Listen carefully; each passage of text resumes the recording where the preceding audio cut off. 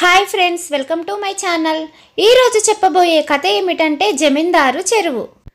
కొండాపురం అనే గ్రామంలో కోస్త పొలం పుట్ర ఉన్న వ్యక్తొకడు అందరికీ తలలో నాలుకలా ఉండేవాడు. ఎవరి సహాయం కావలసి వచ్చినా చేయటమే కాకుండా తనకున్న దాంట్లో బీదా బిక్కుకి దాన ధర్మాలు చేసేవాడు. ఇలాంటి వాడికి గనక జమీందారి ఉంటే చేతికి ఎముక లేకుండా దానం చేస్తాడు అంటూ ఆ గ్రామ ప్రజలే కాకుండా చుట్టుపక్కల వారు కూడా ఎంతగానో మెచ్చుకునేవారు. కాలక్రమేణా ఆ వ్యక్తి అసలు పేరు మరుగున పడిపోయి ప్రజల మధ్య అతడి పేరు జమీందారుగా స్థిరపడిపోయింది. పైగా అతడు ఒంటరివాడు. పెట్టి పోషించగలవలసిన దగ్గర బంధువులు తనకెవ్వరూ లేరు. కొండాపురం అచ్చర్లకోట జమీందారుకు తన గ్రామ ప్రజల్ని ఒకడు జమీందారుగా పిలువబడుతున్నాడని విని సంగతేమిటని దివానును పిలిచి అడిగాడు. అందుకు దివాను, మహారాజా, ఒక వ్యక్తిని దేవుడని పిలిచినంత మాత్రాన అతడు దేవుడైపోడు. అలాగే కొంచెం దానంగుణం ఉన్నది కదా అని అతన్ని ప్రజలు జమీందారుగా పిలిచినంత మాత్రాన తమ కీర్తికి ఏమాత్రం భంగం రాదు. వాకపు చేసి చూశాను. అతడికి తండ్రి తాతల నుంచి కొంచెం ఆస్తి సంక్రమించింది. బంధువులు పెద్దగా లేరు. ఇంకా పెళ్లి కాలేదు. జమీందారీతనం అనేది పుట్టుకతో రావాలి.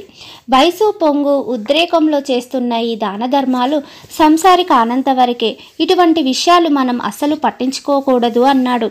ఆ మాటలకు జమీందారు నవ్వి ఊరుకున్నాడు. ఇలా ఉండగా కొండాపురం గ్రామాధికారి కాలం చేశాడు. కొత్త గ్రామాధికారిని నియమించాల్సి ఉంది. అందుచేత జమీందారు దివానుతో, ఈ రోజు నుంచి నా స్థానంలో నేనొక్కడనే జమీందారుగా పిలువబడాలి. ఇదే మంచి అదును. చనిపోయిన గ్రామాధికారికి వారసులు లేరు.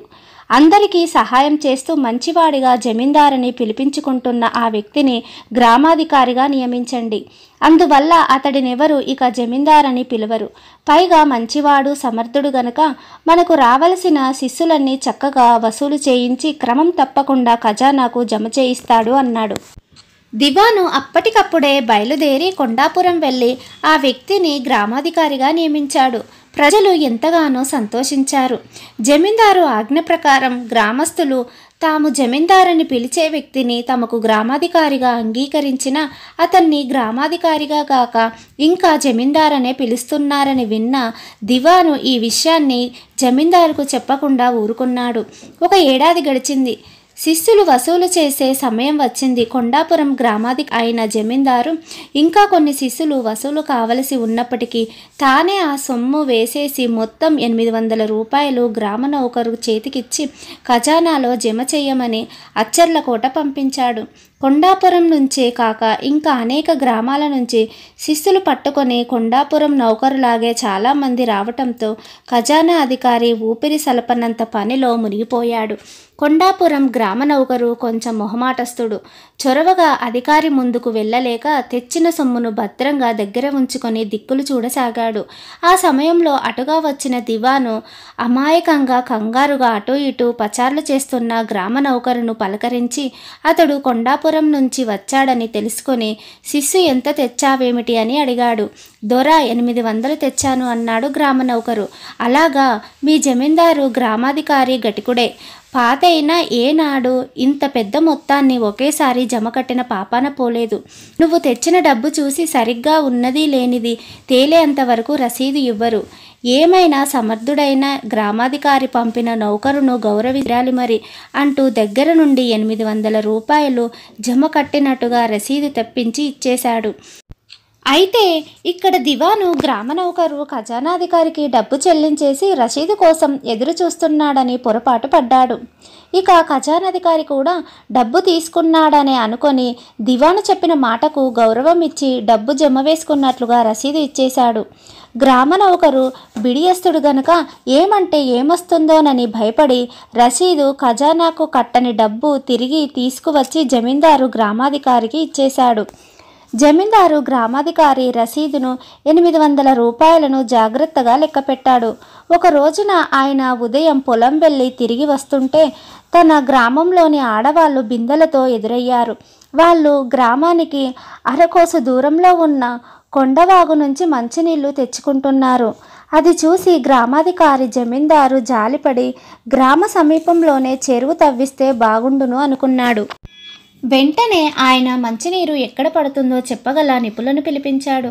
వాళ్ళు కొండాపురం అంతా తిరిగి జమీందారు గ్రామాధికారి పొలం ప్రాంతం చెరువు తవ్వడానికి అనుకూలమని, ఆ నేల చెరువు నీటిని పరిశుభ్రంగా ఉంచగలదని చెప్పారు. జమీందారు గ్రామాధికారి తన పొలంలో 1 ఎకరం నేల కేటాయించి చెరువు తవ్వించే ప్రయత్నం చేశారు. అందుకోసం జమీందారుకు కట్టకుండా గ్రామ నౌకరు తిరిగి తెచ్చిన 800 ఖర్చు పెట్టాడు. చెరువు పూర్తయ్యాక అందరూ దాన్ని జమీందారు చెరువు అని పిలవసాగారు. ఆ నీరు చాలా తీయగా ఉండి త్వరలోనే చుట్టుపక్కల గ్రామంలో పేరు సంపాదించుకుంది. అయితే అందరి నోళ్లల్లోనూ అది జమీందారు చెరువుగా నానుతూ అచ్చర్లకోట జమీందారుకు తెలియవచ్చింది. జమీందారు పేరు మీద చెరువేమిటి? ఆయన చాలా ఆశ్చర్యపోయాడు. జమీందారు దివానును పిలిపించి ఆరా తీశాడు. తీగ లాగితే డొంక కదిలినట్లు కొండాపురం నుంచి ఖజానాకు 800 జమ కాలేదన్న విషయం బయటపడింది. జమీందారు కోపంతో కొండాపురం వెళ్ళి జమీందారు గ్రామాధికారిని నిలదీశాడు. జమీందారు గ్రామాధికారికి జరిగింది చెప్పి జమీందారుకు రసీదు చూపించి, ఇది ఏ విధంగా చూసినా జమీందారు చెరువు, స్థలం నాదే అయినా తమరు కల్లెర్ర చేస్తే ఈ స్థలం హక్కు మీదే అవుతుంది. ఆ చెరువు తవ్వించిన ఖర్చు ఖజానాదే, డబ్బు చెల్లించినట్టుగా రసీదు ఉంది కాబట్టి ఆ డబ్బును నేను చెరువు కోసమే ధైర్యం చేసి వినియోగించాను. మేమందరము జమీందారు సేవకులం.